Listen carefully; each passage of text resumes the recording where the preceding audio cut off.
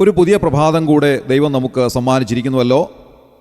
ഇന്ന് രാവിലെ ഉണർന്നെഴുന്നേൽപ്പാൻ കർത്താവ് നമ്മെ ഇടയാക്കിയതിനായി ദൈവത്തിന് നന്ദി നിറഞ്ഞ ഹൃദയത്തോടെ സ്തോത്രം ചെയ്യാം. കഴിഞ്ഞ ദിവസങ്ങളിലൊക്കെ കർത്താവിൻ്റെ കരം നമ്മോട് കൂടെയിരുന്നു. നമ്മെ അവിടുന്ന് പരിപാലിച്ചു, നമുക്ക് ആവശ്യമുള്ളതെല്ലാം നൽകി തന്നു. നാം വിവിധങ്ങളായ ആവശ്യങ്ങളുടെ മുഖത്തായിരുന്നപ്പോൾ കർത്താവിൻ്റെ കരം നമ്മെ സഹായിച്ചു. നാം വിഷമിച്ചപ്പോൾ കർത്താവ് നമ്മെ തലോടി ആശ്വസിപ്പിച്ചു, ധൈര്യപ്പെടുത്തി. അങ്ങനെ ഓരോ ദിവസവും കർത്താവ് നമ്മെ നടത്തുന്ന അവിടുത്തെ വൻ കൃപയ്ക്കായി നമുക്ക് നന്ദി നിറഞ്ഞ ഹൃദയത്തോടെ സ്തോത്രം ചെയ്യാം. ഇന്ന് രാവിലെയും ദൈവസന്നിധിയിലേക്ക് അടുത്തു വരുവാൻ കർത്താവ് നമ്മെ സഹായിക്കട്ടെ. ഇന്നത്തെ ദിവസം എല്ലാവർക്കും അനുഗ്രഹമാകട്ടെ എന്ന് ആശംസിക്കുകയും പ്രാർത്ഥിക്കുകയും ചെയ്യുകയാണ്.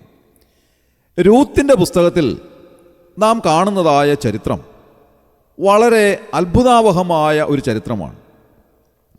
വാസ്തവത്തിൽ ഈ ചരിത്രം നമുക്ക് നൽകുന്ന ആത്മീയ പാഠം എന്താണ്?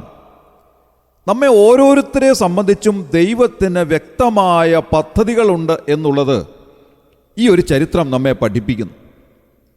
നമ്മെ ഓരോരുത്തരെ സംബന്ധിച്ചും വളരെ വ്യക്തമായ പദ്ധതികൾ കർത്താവിനുണ്ട്. നമ്മുടെ ജീവിതത്തിൻ്റെ ഓരോ നിമിഷവും ആ പദ്ധതിക്ക് അനുസരണമായി കർത്താവ് നമ്മെ നടത്തുന്നു എന്നുള്ളത് നാം മനസ്സിലാക്കുവാനായി ദൈവം നമുക്ക് നൽകിയിരിക്കുന്ന ഒരു ചരിത്രമാണ് ഈ രൂത്തിൻ്റെ പുസ്തകത്തിൽ രേഖപ്പെടുത്തിയിട്ടുള്ളത്. ദൈവത്തിന് നമ്മെ സംബന്ധിച്ചുള്ളതായ പദ്ധതിയാണ് വാസ്തവത്തിൽ ദൈവഹിതം എന്നറിയപ്പെടുന്നത്. ആ ദൈവഹിതത്തിന് അനുസരണമായിട്ടാണ് നാം ജീവിക്കേണ്ടുന്നത്. ആ ഹിതത്തിന് വേണ്ടിയാണ് നാം പ്രാർത്ഥിക്കേണ്ടുന്നത്. ആ ഹിതത്തിന് വിപരീതമായി നാം പോകുമ്പോഴാണ് ദൈവം തിരികെ നമ്മെ ദൈവഹിതത്തിലേക്ക് മടക്കിക്കൊണ്ടുവരുന്നത്. അതുകൊണ്ട് നമ്മെ സംബന്ധിച്ചുള്ള ദൈവഹിതം എന്താണ് എന്നുള്ളത് തിരിച്ചറിയുവാൻ നമുക്ക് സാധിക്കേണ്ടതും ആവശ്യമാണ്. യഹൂദ്യയിലെ ബേത്ലഹേമിൽ ക്ഷാമമുണ്ടായപ്പോൾ എലീമേലേക്കും നവോമിയും അവരുടെ 2 മക്കളായ മഗ്ലോനും കില്യോനുമായി മോവാബ് ദേശത്തേക്ക് പരദേശികളായി പാർക്കുന്നതിന് വേണ്ടി പോയി. ആ ചരിത്രമാണല്ലോ നാം രൂത്തിൻ്റെ പുസ്തകത്തിൽ കാണുന്നത്. എന്നാൽ അവിടെ ചെന്നപ്പോൾ നവോമിക്ക് വലിയ നഷ്ടങ്ങൾ സംഭവിച്ചു. ഭർത്താവും 2 ആൺമക്കളും മരിച്ചുപോയി. ഒരുപക്ഷേ നവോമിയുടെ ഈ ദുസ്ഥിതി കണ്ടുകൊണ്ട് നാം എല്ലാവരും പറയാൻ സാധ്യതയുള്ള ഒരു കാര്യം, അപ്പത്തിൻ്റെ ഭവനമായ ബേത്ലഹേമിൽ നിന്ന് നവോമി മോവാബ് ദേശത്തേക്ക് പോയതുകൊണ്ട് സംഭവിച്ച ഒരു വലിയ ദുര്യോഗമാണ് എന്ന നിലയിലാണ്. എന്നാൽ വാസ്തവത്തിൽ അതാണോ അതിൻ്റെ വസ്തുത എന്നുള്ളത് ഒന്ന് ചിന്തിക്കുമ്പോൾ അതിലേറെ അത്ഭുതകരമായ ഒരു കാര്യം നമുക്ക് മനസ്സിലാക്കുവാൻ സാധിക്കും. തൻ്റെ 2 മരുമക്കളായ ഓർപ്പയും രൂത്തും നവോമിയോട് കൂടെ നിന്നിരുന്നു. എങ്കിലും ബേത്ലഹേമിലെ ക്ഷാമമെല്ലാം അവസാനിച്ചപ്പോൾ, അവർ മടങ്ങി വരേണ്ടുന്ന സമയമായപ്പോൾ ഓർപ്പ തൻ്റെ അമ്മാവിയമ്മയായ നവോമിയെ ചുംബിച്ചു പിരിഞ്ഞു. അവൾ പറയുകയാണ്, എനിക്ക് എൻ്റെ നാടും വീടും ഒന്നും വിട്ട് ബേത്ലഹേമിലേക്ക് വരാൻ സാധ്യമല്ല. അതുകൊണ്ട് ഞാൻ ഇവിടെ തന്നെ പാർക്കുകയാണ്. എന്നാൽ രൂത്ത് നവോമിയെ വിട്ടുപിരിയാതെ അവളോട് പറയുകയാണ്, നിന്റെ ജനം എൻ്റെ ജനം, നിന്റെ ദൈവം എൻ്റെ ദൈവം. നീ പാർക്കുന്ന ഇടത്ത് ഞാനും പാർക്കും, ഞാൻ ഒരു കാരണവശാലും നിന്നെ വിട്ടു പിരിയുകയില്ല. അതുകൊണ്ട് നവോമി രൂത്തിനെയും കൂട്ടി തിരികെ ബേത്ലഹേമിലേക്ക് നടന്നു വരുന്നതായൊരു ചിത്രം ആ പുസ്തകത്തിൻ്റെ ആരംഭ ഭാഗങ്ങളിൽ നാം കാണുകയാണ്. എന്തുകൊണ്ടാണ് രൂത്ത് ഈ ബേത്ലഹേമിലേക്ക് വരാനിടയായി തീർന്നത്? മോവാബ് ദേശത്ത് അവൾ സന്തുഷ്ടയായി അവളുടെ ഭവനക്കാരോടുകൂടെ പാർക്കുവാൻ അവൾക്ക് സാധിക്കുമായിരുന്നു.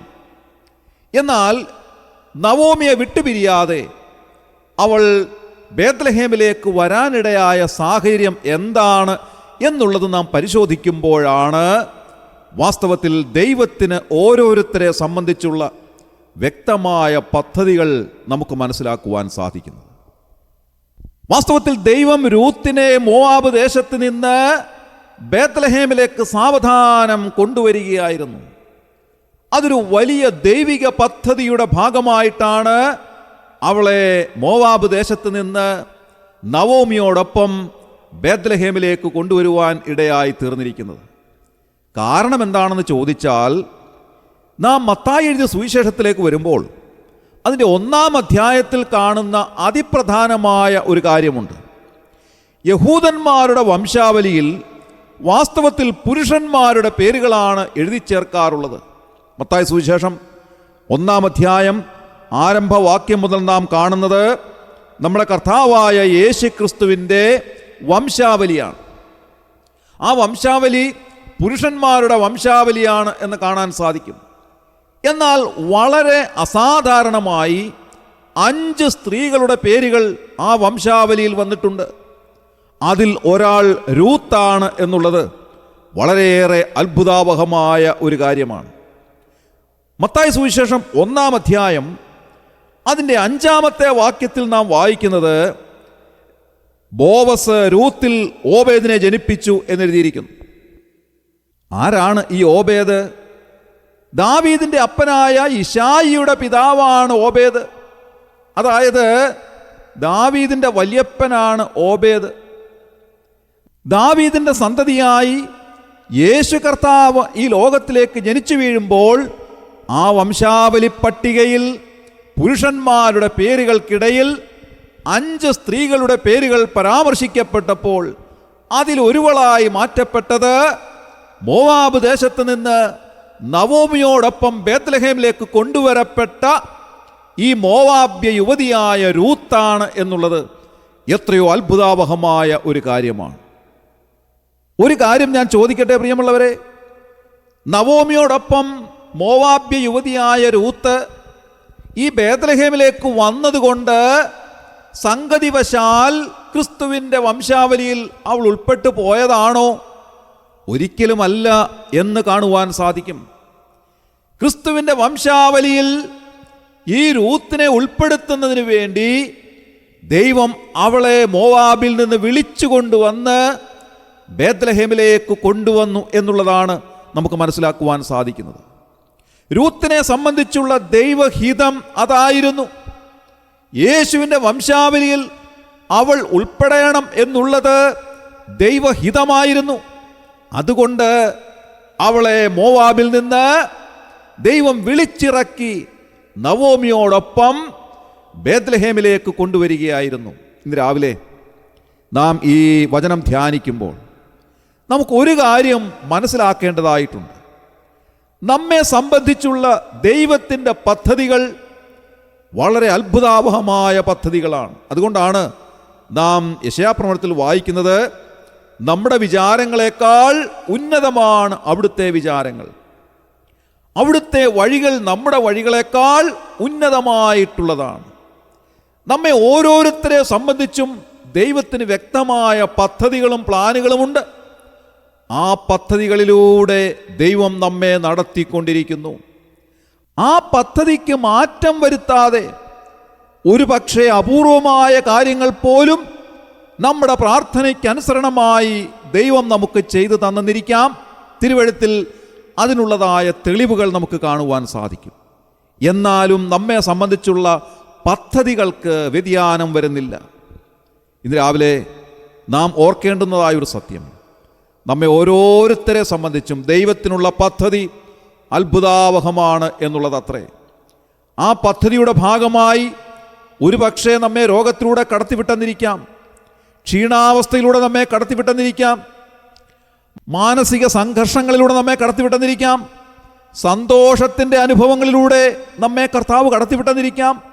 എന്തൊക്കെ ആയിരുന്നാലും ദാവീദ് രാജാവ് പറയുന്നത് പോലെ, ഞാൻ യഹോവയെ എല്ലാ കാലത്തും വാഴ്ത്തും, അവൻ്റെ സ്തുതി എപ്പോഴും എൻ്റെ നാവിന്മേലിരിക്കും എന്ന് പറയുവാൻ കർത്താവ് നമ്മെ സഹായിക്കട്ടെ. അതുകൊണ്ട് ഇന്ന് രാവിലെ നമ്മുടെ അവസ്ഥ എന്തു തന്നെ ആയിരുന്നാലും നാം വിഷമിക്കേണ്ടുന്ന ആവശ്യമില്ല.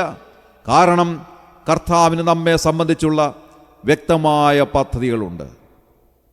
തൻ്റെ ഭർത്താവ് മരിച്ചപ്പോൾ ഒരുപക്ഷെ രൂത്ത് വല്ലാതെ വിലപിച്ച് കാണും, അവൾ വല്ലാതെ വിഷമിച്ച് കാണും, അവൾ ഓർത്ത് കാണും, എന്തുകൊണ്ടാണ് എനിക്കിങ്ങനെ സംഭവിച്ചത്.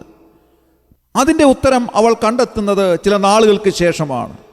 ഏറ്റവും ഉന്നതമായ സ്ഥാനത്തേക്ക് അവളെ കൊണ്ടുവരണം എന്നുള്ള ദൈവഹിതത്തിൻ്റെ ഭാഗമായിട്ടാണ് അവൾ കഷ്ടതയിലൂടെയും പ്രയാസത്തിലൂടെയും നിരാശയിലൂടെയും കടന്നുപോയത് എന്നുള്ളത് പിൽക്കാലത്ത് അവൾക്ക് മനസ്സിലാക്കുവാൻ സാധിക്കുന്നു. ഇന്ന് രാവിലെ പ്രിയമുള്ളവരെ, കർത്താവ് നമ്മെ ഓരോരുത്തരെയും സഹായിക്കട്ടെ. ഒരുപക്ഷെ നാം കടന്നു പോകുന്നതായ സ്ഥിതി വളരെ ദയനീയമായിരിക്കാം, വളരെ പ്രയാസകരമായിരിക്കാം. എന്നാൽ ചില നാളുകൾ കഴിയുമ്പോൾ എന്തുകൊണ്ടാണ് കർത്താവ് നമ്മെ ഈ കഷ്ടതയിലൂടെ അനുഭവത്തിലൂടെ കടത്തിവിട്ടത് എന്നുള്ളതിൻ്റെ ഉത്തരം നമുക്ക് നൽകുന്നതായ ഒരു സമയത്ത് കർത്താവിനെ മഹത്വപ്പെടുത്തുവാൻ നമുക്ക് സാധിക്കും. വി നാഗൽ സാഹിബ് എഴുതിയ ഒരു പാട്ടാണല്ലോ യേശുവെപ്പോലെ ആകുവാൻ എന്നുള്ളതായ ഗാനം. അതിൽ താൻ പാടിയ 4 വരികൾ ഇങ്ങനെയാണ്: കഷ്ടതയിലും പാടുവാൻ, നഷ്ടമതിൽ കൊണ്ടാടുവാൻ, ശക്തിയരുൾഗനാഥനെ ഭക്തിയിൽ പൂർണ്ണനാക്കുകേ, ശക്തിയരുൾഗനാഥനെ ഭക്തിയിൽ പൂർണ്ണനാക്കുകേ, ഉറപ്പിക്കെന്നെ എന്നാഥ, നിറയ്ക്ക എന്നെ ശുദ്ധാത്മാ, ക്രിസ്തൻ മഹത്വത്താലെ ഞാൻ മുറ്റും നിറഞ്ഞു ശോഭിപ്പാൻ, ക്രിസ്തൻ മഹത്വത്താലെ ഞാൻ മുറ്റും നിറഞ്ഞു ശോഭിപ്പാൻ. നമ്മുടെ കണ്ണുകളെ അടയ്ക്കാം, പ്രാർത്ഥിക്കാം. ക്രിസ്തുവേശുവിലൂടെ അതിവാത്സല്യമായി ഞങ്ങളെ സ്നേഹിക്കുന്ന സ്വർഗീയ പിതാവാം നല്ല ദൈവമേ, ഈ പ്രഭാതത്തിനായി ഞങ്ങൾ നന്ദിയോടെ സ്തോത്രം ചെയ്യുന്നു.